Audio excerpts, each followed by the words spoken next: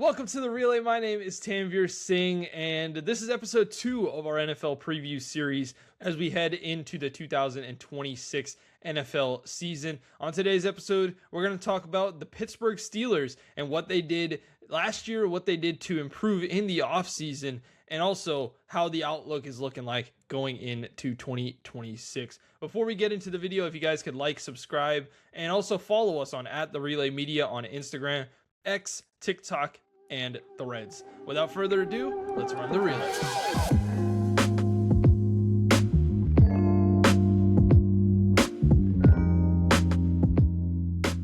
Let's talk about the story of last season. I think there was a lot of good talent on this team that doesn't really get talked about all that often, but with that under the radar talent, this still wasn't a team that truly brought everything together last year.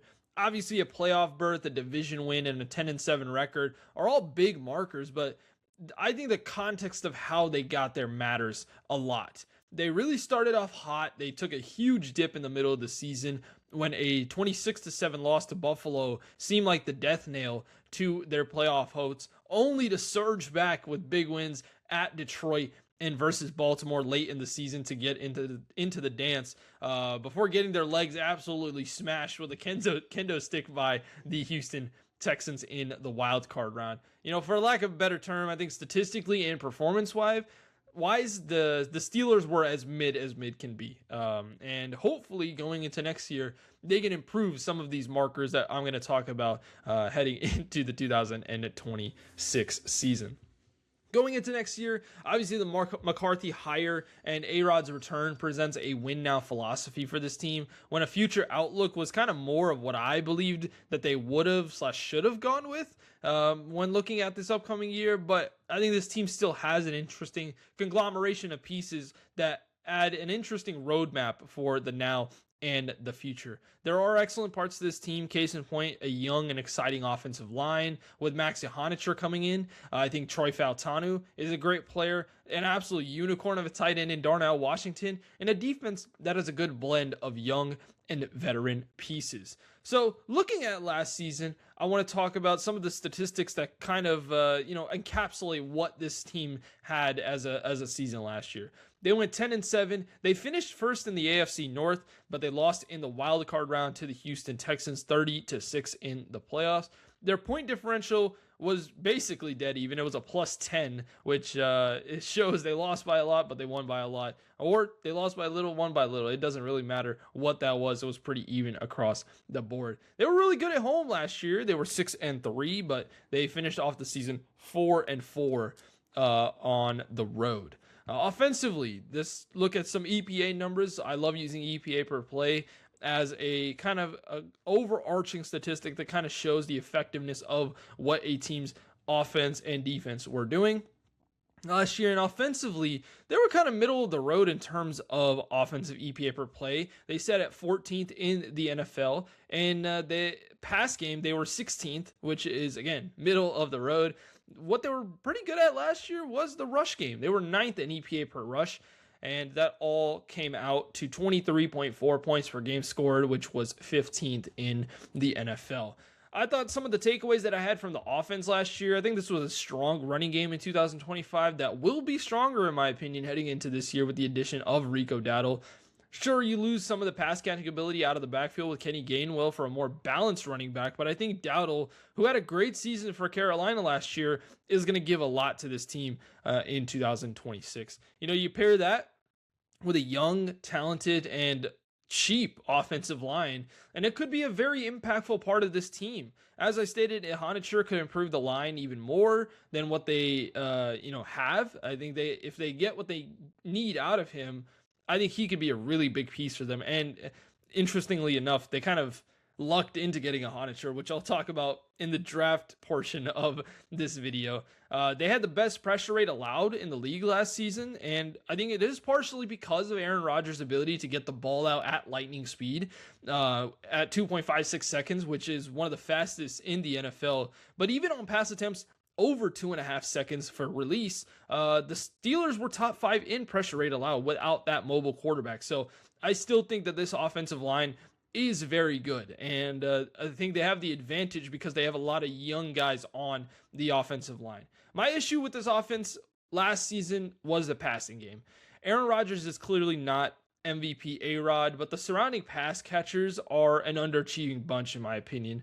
The issue, arises with A-Rod's quick release time, and that kind of limits the type of routes that they can do, especially routes down the field. It forces those receivers to kind of be limited in the route tree, and I think offensively they were way too conservative with their pass game, and defenses kind of adapted to that, and that was part of the reason why you saw there was not as many explosive plays out of the Steelers team that were generated by the pass. It was more run after catch, or the running game itself. I've never, talking about the passing game, I've never been a huge fan of DK Metcalf. And I think one thing I will say, beyond me not liking DK Metcalf as a player and as a wide receiver, I think he did suffer a lot from the way that he was used last year. He dropped from 33rd to 61st, I should say, in yards per reception. He was 157th in catch rate at a 60%. He had his worst season in terms of receiving yards. It was second worst in his career in receiving touchdowns and receptions. I think they were doing a disservice to DK last year. He's a physical north and south route wide receiver, and he was kind of forced to change to something that he's really not, which is a short route running kind of player that can take touchdowns from a 5-yard gain to like an 80-yard gain, right? But now with Michael Pittman Jr. coming in, we'll see how this changes. I think that could improve DK Metcalf's ability to go a little bit further down the field in 2026. Defensively, I think the numbers are interesting because every time you think of the Steelers, you think of defensive solidity. And I think they were all right last year. Their EPA per play on defense, they were 19th in effectiveness last year, 18th in pass defensive effectiveness, and 22nd in rush defensive effectiveness. Overall, with a 17th points per game allowed on defense, which was 22.8. One thing I did love about this team, again, is the mix of young and old, as I stated. You see that on the defensive line with Cameron Hayward and Derek Harmon. Well, let's talk about Cameron Hayward first of all, who is a very good defensive tackle still at this age. Derek Harmon, on the other hand, I think that he had injury issues last season. He missed about 5 games, and in those games, the rush defense was obscene, right? He is the future of this defense in terms of the rush defense. I think he will need to improve his passing rush this year, but those two guys, I think, it's really a very good duo for this defensive line heading into this season. So I think Steelers fans should be happy about that. Another piece, which I thought was really great last season, was Nick Herbig. He really offset a huge cap liability in TJ Watt, who sadly is not producing at the level of his contract currently. He's still an elite player, so I want to throw my hands up and say he's still an elite player, but it is objectively a bad contract. And this kind of shows another kind of good with the bad for this team last year. Herbig was great, but he's currently more effective right now than the two players that are ahead of him, and they're earning larger contracts than him right now. Or I think they were, especially last year. So I don't know about his new contract, but that was an issue in terms of that cap space, and they were just not getting enough out of Alex Highsmith and TJ Watt. Speaking of old expensive players who are underperforming, I mean, I want to absolutely delete the secondary from what it was last year. Mike Tomlin, obviously, last season was the coach, and it was his last year in Pittsburgh. And what Mike Tomlin has done year over year is have this 3-2-1 system on defense, right? He wants to do cover 3 on early downs, get you behind the 8 ball, then cover 2 on second down to kind of force underneath throws and check downs for short gains, and then cover 1 on third down to end the drives behind their pass rush, right? The issue is, if you're playing man-to-man on third down and you have Ramsey, Slay, Clark, and Thornhill, all of which were giving 120-plus passer rating in man coverage, it's generally not going to be a fun time for you. Even if James Pierre and Joey Porter Jr., who both of which might not even be on the team this year, were good at last year. Thankfully, they made a couple of changes, but I am very worried about this secondary going into this year, especially because the two guys that were pretty good at that are not going to be on this roster anymore. Or, Porter Jr. still could be, but there are a lot of interesting stuff. There's a lot of interesting stuff surrounding him going into this year. Some big wins that they had last year. Obviously, the Lions and the Ravens wins last year were both really good. I still remember the Kenneth Gainwell catch in that Lions game that kind of sank the Lions. The Steelers, I mean, I don't know how they pulled that win off 29-24. Even more than that, the Ravens game. I mean, one of the best games of the season last year. Tyler Loop, thankfully for the Steelers' sake, missing that field goal to send Pittsburgh to the playoffs. And they had some pretty good wins last year, but good wins came with good losses, or bad losses, I should say. Week 13 against the Bills, as I stated before, terrible loss. Just the Bills just kept running the exact same play over and over again, and the Steelers just simply could not stop the running game of the Buffalo Bills last year. And I got to bring it up. The wild card round game against the Texans. I mean, that defense is legit. So I'm not going to give too much slack. I'm going to give a lot of slack to this offense. But that defense, I mean, horrendous performance in the wild card game, even though they were at home. But we've closed that chapter, right? Last year it happened. Let's move on to kind of what we see for this team heading into next year. And I'd like to start by talking about the coaching tree. I think it is an interesting way that they've set up this coaching tree this year. It looks like possibly like a stopgap sort of year for this team at the coaching tree, but we'll see how head coach Mike McCarthy does. It's his first season as Steelers head coach. He has a career record of 174, 112, and 2, which is 608 winning percentage, which is not that bad, honestly. Obviously won the Super Bowl with Aaron in Green Bay, and I wouldn't call it a successful run in Dallas, but it was all right in Dallas, right? You got the 2 seed, I think, with Dallas for that 1 year where they got blasted by Green Bay. So I don't know how much of a success you could really call the Dallas tenure, but I thought the Green Bay tenure overall was a success. They brought a ring back to Wisconsin. So I think McCarthy obviously is an offensive-minded head coach. He's going to remain heavily involved in the offense this year. He's consistently produced winning teams in the regular season. I think where he suffers sometimes is the playoffs and kind of his game management of playoff games. He's had multiple 12-plus win seasons. Is that behind Aaron Rodgers and Dak Prescott, or is it because of Mike McCarthy? I think this season is kind of going to answer that question for us. Is Mike McCarthy kind of a sum of his parts, or is it more because of McCarthy himself? I lean towards it's the quarterbacks that kind of got him there, but we'll see. Maybe he can prove me wrong this year. Again, I think the biggest criticism for me personally about McCarthy is his in-game decision-making. The clock management stuff has been pretty bad over the last couple of years, and situational football, I think, needs to improve with this team under Mike McCarthy. Much of his career, obviously, as I said, came with high-level quarterback play, so we'll see how McCarthy does this season, as I think Aaron Rodgers isn't at the highest level, still has the mind, doesn't necessarily have the throw power and the elite quickness that he used to have in his MVP seasons. My biggest question for Mike McCarthy this year is going to be whether his offensive approach is going to fit Pittsburgh's current personnel heading into this year.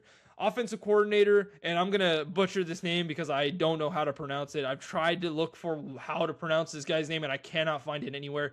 Brian Angelico, Angelicio, I don't know. I think it's Angelico, but I could be completely wrong about that. Please let me know down in the comments below how you pronounce this guy's name. First season as Steelers offensive coordinator. He worked under McCarthy before, and I think he works under McCarthy right now, and he's expected to have a major influence over the offense and play calling this year. Has not worked under McCarthy before. I think Angelico brings extensive NFL experience, particularly working with tight ends and offensive staffs. And I think Pittsburgh's offense is likely to carry many of McCarthy's core passing game principles, and I think Angelico is really going to help with that. Defensively, they bring in Patrick Graham from Las Vegas. This is going to be his first season as Steelers defensive coordinator. Obviously an experienced guy with previous stops around the NFL. He is a respected defensive mind, in my opinion, with a strong reputation for adaptability. And he's going to inherit the Steelers defense with some established talent. So we'll see how Patrick Graham is able to change the defensive identity of this team as they head into a new era of Pittsburgh Steelers defense. His biggest challenge for me is going to be maintaining the defensive standard that was kind of set by Mike Tomlin in that entire era, but I think Patrick Graham has the ability to do that. There are a couple things that I like about this coaching staff. I think McCarthy is going to give Pittsburgh a proven track record, but I also think that there is a put up or shut up kind of mentality about Mike McCarthy going into this year. Concerning my concerns about this offensive and defensive staff is the game management issues that have kind of followed McCarthy throughout his career. The heavy pass tendencies for a team that I think runs the ball better. And I think the offense could become overly quarterback dependent, which I don't think that they need heading into the 2026 with Aaron Rodgers in the state that he is in at the back end of his career. So I think Pittsburgh's new staff has experience, but I think the fit is what's really going to be difficult to project for this coaching staff. Moving on to the offseason for the Pittsburgh Steelers. They had a lot of losses, but had some decent additions as well on this team. Safety Jaquan Brisker and Darnell Savage both come in from Chicago and Buffalo, respectively. Jamel Dean comes over from Tampa Bay. He is an old cornerback, which kind of worries me, but I think he will have more success than the secondary players that plagued them at times last season. Although I don't know if he is twice as good as James Pierre in terms of contract, right? James Pierre goes to Minnesota, which I'll talk about in a minute, but it is a big task for Jamel Dean this year. I think he is pretty good, but we'll see what type of success he has. Michael Pittman Jr. comes over from Indianapolis at $18 million per year. I think MPJ can really bring a balance to this passing game that they were kind of missing last season. Clearly isn't a deep ball sort of guy, but I think Aaron needed that short and medium route runner, and I think Pittman is going to bring that to the table. Rico Dowdle, I praised his services in the last couple of segments, so we'll just slide past that. And then Sebastian Joseph Day, the interior defensive lineman, $5.5 million per year, somehow carving out a decent career for himself in the NFL. Key departures, Adam Thielen and Jonnu Smith, both on the older side of 30. Adam Thielen, I think, retired. I don't remember I think he did retire. I don't know why I don't remember that, but I think he did. Jonnu Smith, obviously off this team. Kyle Duggar goes to Cincinnati. Kenny Gainwell goes to Tampa Bay. Isaac Seumalo, I think, will be a big loss for this team. He goes to Arizona. He was one of their more effective guards in terms of pressure rate allowed last season, and he is one of the bigger reasons why the interior of that offensive line was successful, so I think that will be a big loss for the Steelers there.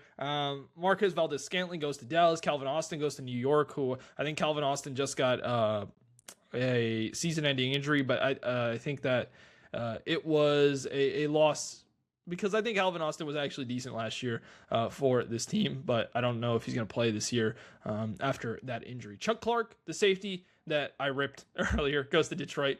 I think Steelers fans are happy about that. I think James Pierre going to Minnesota, I think Steelers fans are probably not as happy about that. For a team that had a man-heavy defense late in late down situations, losing one of the bright spots in man coverage last season is one that may hurt the Steelers this year. So it is a very specific style for cornerback in terms of James Pierre, but he is a really good press man corner that is pretty good in space that I think the Steelers did need. So we'll see how much of a loss that is. And they also lost Hayward. They lost Connor Hayward, the tight end, to Las Vegas. Key re-signings and extensions for this team. Cameron Hayward, the other Hayward, the interior defensive lineman, re-signs for $18 million per year. Aaron Rodgers was back on this team for $23 million a year in his last season. Kicker Chris Boswell back for $7 million a year, one of the top paid kickers. He has an excellent record, and I think this is a big keep for the Steelers, as I think elite kickers are few and far between these days. Tight end Darnell Washington on $11 million per year. And absolutely, again, as I said earlier, an absolute unicorn of a tight end. I think this is a steal of a contract for a guy who's going to basically play half offensive tackle and half tight end for you. I hope he gets more of the ball this season, because when he is in space, he moves surprisingly well for a guy that is as big as he is. And then Nick Herbig, obviously coming back for $25 million per year. I think this is a very good contract for Nick Herbig, who hopefully he doesn't play worse with the contract, which we see sometimes out of defensive players who have kind of a pop-off year. We talked about a lot of losses, but the draft, I think the draft was really good for this team. I gave it a B grade. The first 3 picks, I think, were probably the biggest picks for this team. I know sometimes that's a cliche, but I do believe that for this team, those first 3 picks are going to be the ones that are most important. I know some teams kind of like have more important picks a little bit later on in the draft, in those 4th, 5th, 6th, 7th rounds. But yeah, Max Ahanichur, Jeremy Bernard, and Drew Aller were their first 2 picks in rounds 1, 2, and 3. Max Ahanichur, offensive tackle out of Arizona State. Jeremy Bernard, the wide receiver out of Alabama. And Drew Aller, the quarterback out of Penn State. They also picked 2 other picks in round 3. Dalen Everett, the corner out of Georgia. Jennings Dunker, the offensive tackle out of Iowa. And then round 4, they picked it. He is listed as a wide receiver, but he is obviously going to be brought in as a returner for this team. Caden Weegan from Iowa. Obviously, as a wide receiver prospect, not necessarily going to be a big piece for them, but yeah, we'll see. He was a great returner in college, and we'll see if he can kind of translate that into the NFL. Round 5, they picked Riley Nowakowski from the tight end from Indiana. Round 6, Gabriel Rubio, the defensive tackle from Notre Dame. And then they ended off the draft with 2 pretty good picks, in my opinion, in round 7. Robert Spears-Jennings, the safety out of Oklahoma, and one of my guys, fullback Eli Heidenreich from Navy in round 7. Again, I'll go over my favorite pick, a sleeper pick for this team, and also my biggest draft question about the season, or biggest draft question about the draft itself. My favorite pick, obviously, was Max Ahanichur.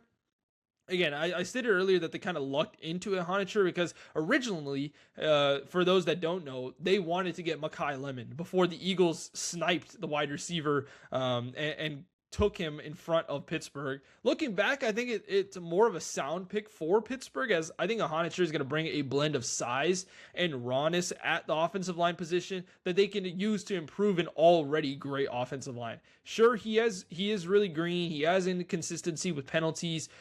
His run blocking is not up to snuff, but the athleticism is off the charts, and I think that his ceiling as an offensive tackle is really, really high. My sleeper pick for this team is wide receiver Jeremy Bernard out of Alabama. I think he's going to be a great piece for this team. He is the 3rd wide receiver on this roster already this season, and I think he can really become the short route demon with his speed in these 3 wide receiver sets, with Metcalf and Pittman kind of taking away a lot of the better cornerbacks of opposing defenses. I think you can see Jeremy Bernard really shine in this offense this year. And then my biggest draft question was the selection of Dalen Everett. I think he's an interesting pick for the Steelers at cornerback. He does have good size, but he kind of falls out of phase way too often in coverage, even though he does have the tools to kind of improve himself this year. I don't think that was probably the best pick for them in the draft at that position. So I think overall a decent draft. I think I gave it a grade of B. I think I'm more inclined to agree with that. Drew Aller, I will talk about. I didn't like the pick of Drew Aller in round 3. I wasn't a big fan of Drew Aller in the pre-draft process. But he can really turn some heads. I think that if he can learn under the tutelage of Aaron Rodgers, there is something there to kind of improve upon with Drew Aller.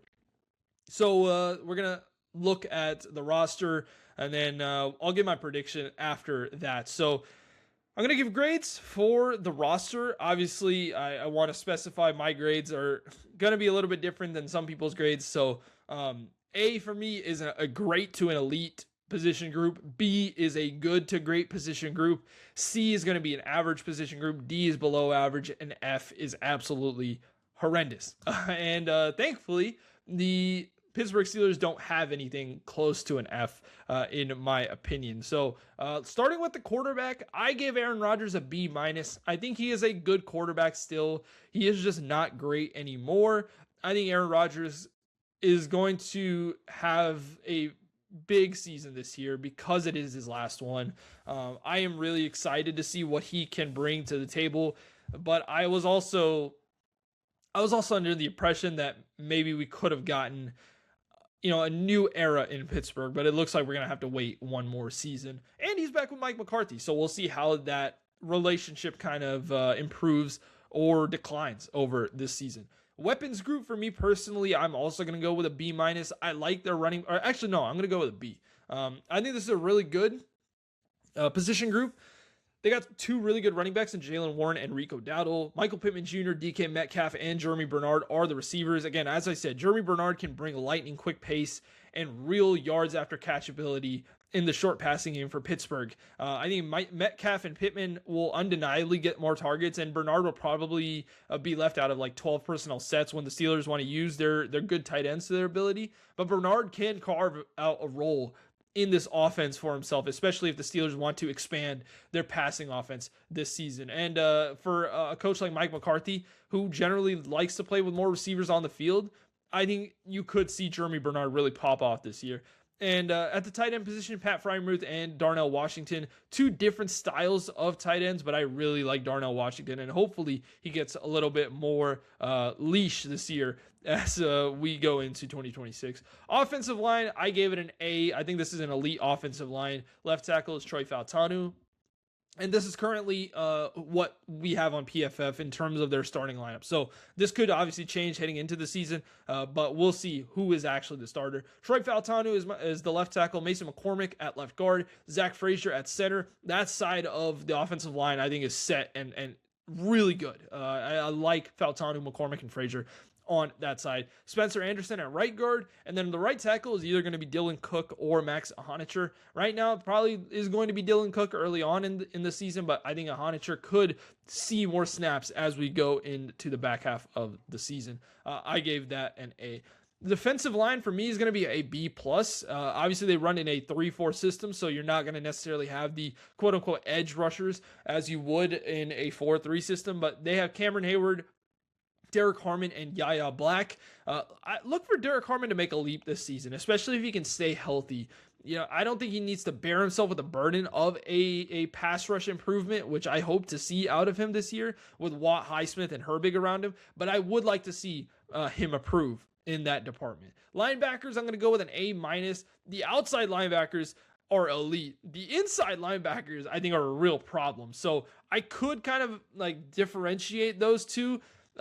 If I had to give a rating, the outside linebackers I'd give an A+ to. The inside linebackers I'd probably give more like a C to. But I'm gonna kind of try and it in the middle. I like the upside of those outside guys, so I'm going to give an A- to this linebacking group. As I said, outside linebackers, Alex Highsmith, TJ Watt, and Nick Herbig. Look for Herbig to improve upon the season last year, and look for Highsmith and TJ Watt to get back to what they were good at. Landon Roberts and Patrick Queen are still the inside linebackers for this team as the starters right now. It may change as we go into the middle of the season, but I am really worried about those two guys because Patrick Queen I don't think is panning out like we hope to. Cornerbacks are going to be, the secondary, first of all, I'll give a grade. My secondary grade for this team is a C+. I think they are slightly above average. Jamel Dean and Joey Porter Jr. are the cornerbacks. Now, the situation surrounding Joey Porter Jr. is an interesting one. As we near the start of the season, rumors are swirling that he could be on the trade block due to a multitude of reasons. He was a good man-to-man cornerback last season, and for this youth revival that I'd like to see the Steelers go through, I think losing JPJ is going to be a big loss for them. And especially with the Joey Porter name in Pittsburgh, I think that would be a little bit of a tough loss for, not just the personnel side of things, but also, the side of that family staying in Pittsburgh. Defensive back, Jalen Ramsey. You can play a little safety, play a little nickel corner. I would like to see a lot more improvement out of Jalen Ramsey this year. And then their safeties this year, Jaquan Brisker is going to start.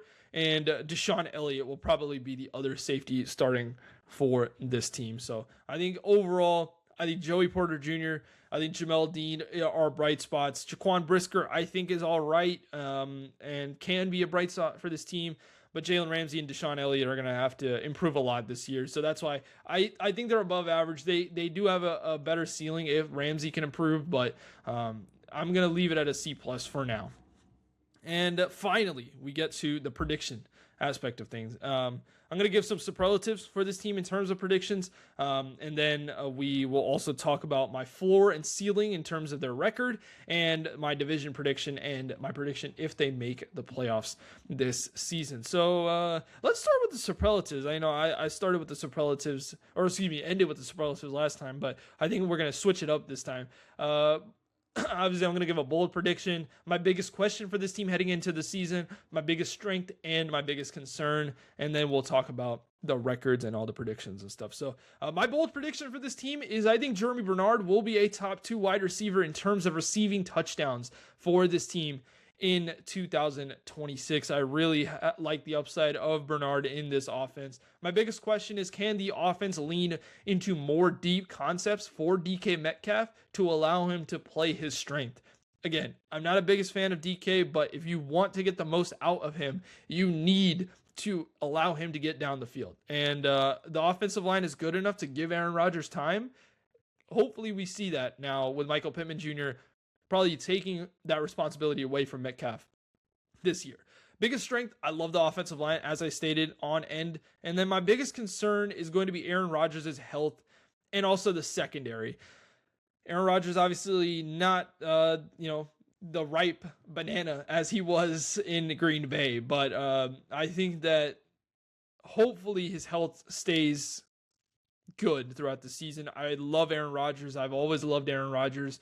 And I want to see him go out on a high note in his last season in the NFL. And then the secondary really does scare me. I know they have a lot of good players on paper, but they just didn't really play well in that system last year.